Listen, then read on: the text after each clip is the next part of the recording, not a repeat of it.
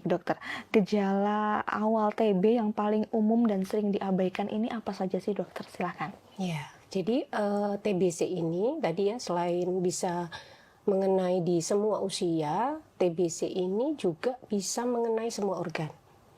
Jadi memang nanti gejalanya tergantung dari organ yang terkena. Nah, untuk yang paling banyak kasusnya adalah TB paru. Nah, untuk gejalanya, jadi hati-hati nih sahabat Tribun ya, kalau misalnya ada gejala batuk, ya batuk lebih dari 2 minggu, ini harus hati-hati. Jangan sampai deteksi dininya terlambat, ya. Karena kan kalau di penyakit paru itu gejalanya hampir sama semua ya, termasuk influenza gitu kan, gejalanya batuk. Nah, tapi harus yang diperhatikan kalau batuknya ini dengan atau tanpa pengobatan itu kok tetap ada. Lebih dari 2 minggu ini harus hati-hati. Nah, untuk gejala TBC sendiri itu ada yang disebut gejala respiratorik. Nah, gejala respiratorik ini adalah gejala yang berhubungan dengan gejala saluran nafas.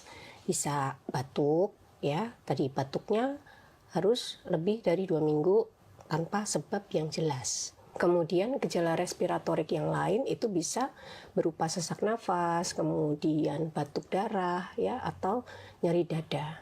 Nah, ini nanti gejala beratnya gejala ini tergantung dari luas kelainannya di paru.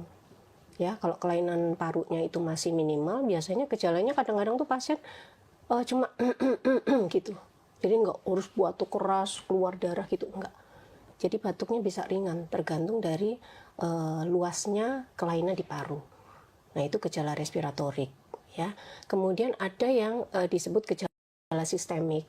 Nah, gejala sistemik ini itu bisa berupa rasa demam atau nggak enak badan atau nggak fit, cepat capek yang berlangsung kambuhan gitu. Jadi kok aku kira-kira ini sering meriang ya badannya, terutama kalau misalnya menjelang sore, terus tiba-tiba malam hari kok berkeringat tanpa sebab yang jelas, tanpa ada aktivitas fisik itu kok muncul keringat banyak. Kemudian penurunan nafsu makan, terus kalau nanti makin berat lagi, makin penurunan berat badan. Nah, itu untuk gejala sistemik. Kemudian untuk TBC yang di luar paru, yang mengenai organ di luar paru, itu gejalanya tergantung dari organ yang terkena.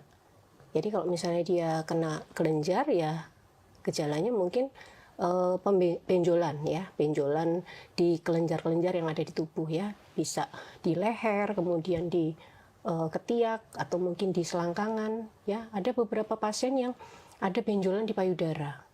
Setelah dicek, dilakukan pemeriksaan biopsi, ternyata penyebabnya infeksi TBC. Itu kita sebut TBC kelenjar ya.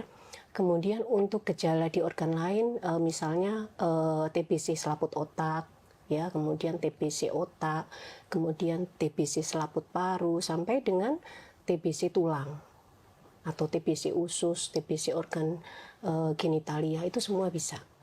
Ya, cuma memang paling banyak kasusnya adalah TBC paru. Nah, gejala-gejalanya ya tergantung dari organ yang terkena tadi, gitu. Baik dokter ya. Download Tribun X sekarang, menghadirkan lokal menjadi Indonesia.